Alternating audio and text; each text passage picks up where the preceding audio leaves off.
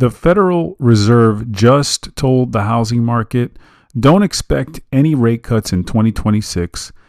And if that is the case, the housing market is really, really about to feel it.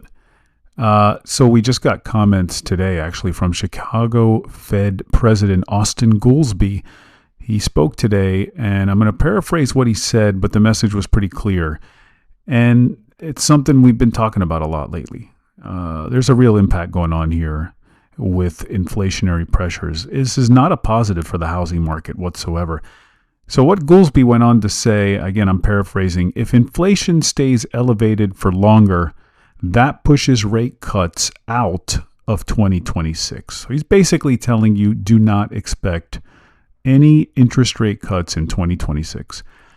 He also said if inflation doesn't show real improvement, then any optimism about rate cuts gets postponed. And then he went on to say we need to watch the oil markets very closely because that could keep inflation higher, which we all agree. And this part I thought was key. He said, if inflation is sitting around 4%, which is where it's hovering around now, which is very high, we should not be thinking rates are going back to 2%, where they once were, and what a great time that once was. Now, you hear all of this, and the obvious next question is, all right, what does it mean for mortgage rates? Well, clearly it means, rates should stay elevated longer. Mortgage rates, while they don't follow the Fed directly, they do follow inflation expectations and the 10-year Treasury, which I talk about a lot. If the Fed is telling you inflation's it could stay higher for longer, and oil could keep pressure on prices, well, mortgage rates are not coming down anytime soon. The whole idea that, I'm just going to be frank, the whole idea that we're going back to 5% mortgage rates, it's not looking good. I think it's just getting pushed out further and further and further out. Obviously, there's an impact to the housing market, and this is where it really hits hard. If mortgage rates do stay elevated, we're just going to keep looking at really just, affordability continuing to be a struggle. Buyers, I could see more and more buyers going on the sidelines. I could see demand, just buyer demand, investor demand weakening. You still have a rising inventory situation. And what I think you'll start to see is more and more sellers start to cut prices. Again, we're speaking generally here. Every market is unique. But I think it's safe to say in most markets that's what we're going to see in the U.S. More and more new construction is still coming online as well. Basically, again, more supply, weaker demand, just not a good setup at all for the housing market here in 2026, a market that was at least starting to show signs of recovery. And it's unfortunate what's been going on with the price of oil. You can't expect the Federal Reserve to do anything this year. And they're basically now telling you this. If you were waiting for rate cuts, if you were a buyer, investor saying, I'm just going to wait for rate cuts, that's not a strategy. That timeline keeps getting pushed out.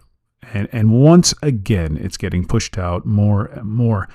So buyers, sellers, investors, you have to adjust to a very new reality of higher rates for longer, more inventory, and just slower activity. That's really the reality we live in, and it looks like, here we are in April of 2026. It looks like that could be the reality we see for the next 7 months. It wouldn't surprise me. I think the first thing you'll also start to notice is pending home sales. If we do stay in this elevated rate environment, I expect pending home sales to contract. Fewer contracts, slower deal flow, longer days on the market, just less activity in general.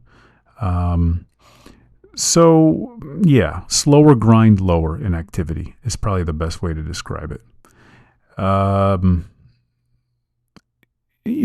think that the market was hoping for rate cuts, but the Fed is telling you it's not going to happen.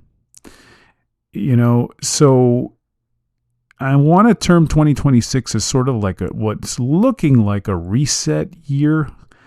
Not much is going to happen. We're just sort of, we thought it was going to be that year where things could start to pick back up, but this event now, with this conflict going on here between the U.S. and Iran, I mean, it has just changed everything. And it is hurting the housing market. There's no question about it. It's almost like it's put a blockade on the recovery for the housing market. And it's happening in real time. Oil prices spiking, inflation moving higher, mortgage rates moving higher. Buyers are definitely getting jittery. Investors are getting jittery, and it's just it's a chain reaction. That's unfortunately, it's the same old story of inflation pressures just continue to come back. They just never seem to fully go away. Every time we think we've got a handle on it, they find a way to come back. But this time, sadly, it's not something internal. It's an exogenous shock from geopolitical events. So yeah, we just can't seem to get a break. All right. I think that covers this one. I want to try. I know it sounds, not good. I want to try and stay positive. And I hope that things can recover quickly. But sadly, I view the Federal Reserve as an entity that just reacts a little bit late. They're going to react late to this in the sense that they're going to get data that comes out in the next month or two, and they're going to react to that data, but that data is not going to be a forward data. It's going to be something from before, but then they're going to react after the fact. So I can tell you just based on how oil will hit the inflationary side of the market, I can tell you that I can just almost predict the Federal Reserve not doing anything with interest rates probably throughout the end of the year. I mean, it could be, we could see something happen here, but I just, sadly, I do not see it. And unfortunately, we're going to have this housing market that stays relatively slow.